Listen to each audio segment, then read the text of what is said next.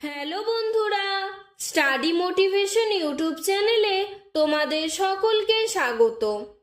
আজকের আলোচনার বিষয় হলো ব্যাংক অ্যাকাউন্ট বন্ধ করার জন্য আবেদন। ব্যাংকের অ্যাকাউন্ট বন্ধ করতে হলে তোমাদের ব্যাংকের ম্যানেজারের কাছে এই চিঠিটি দিতে হবে। তো চিঠিটি কিভাবে লিখবে দেখে নাও।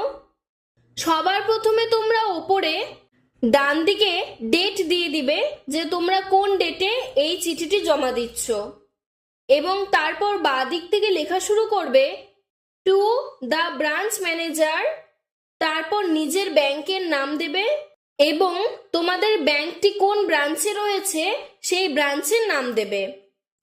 এরপর মাঝখানে লিখবে বিষয় ব্যাংক অ্যাকাউন্ট বন্ধ করার জন্য আবেদন।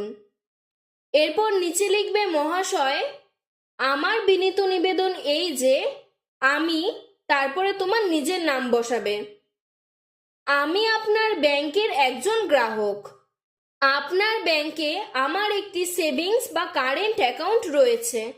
তোমার যেই অ্যাকাউন্টটি রয়েছে সেই অ্যাকাউন্টটি লিখবে, যার নম্বর তোমার অ্যাকাউন্ট নম্বরটি এখানে বসিয়ে দেবে।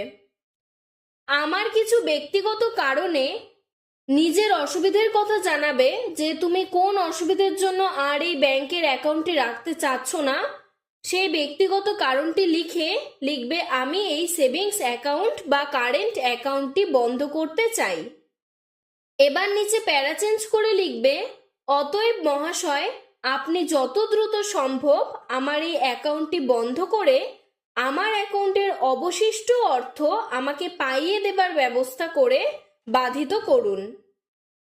আর তুমি সেই ব্যাংকের অবশিষ্ট অর্থ বা ব্যাংকে যতটুকু টাকা তোমার রয়েছে সেই টাকাটি চেকে নিতে চাও না ক্যাশে নিতে চাও সেটিও সেখানে উল্লেখ করতে পারো। এরপর নিচে ধন্যবাদান্তে দিয়ে নিজের সাইন করবে, বা যারা সাইন করতে পারেন না তারা টিপসই দেবেন।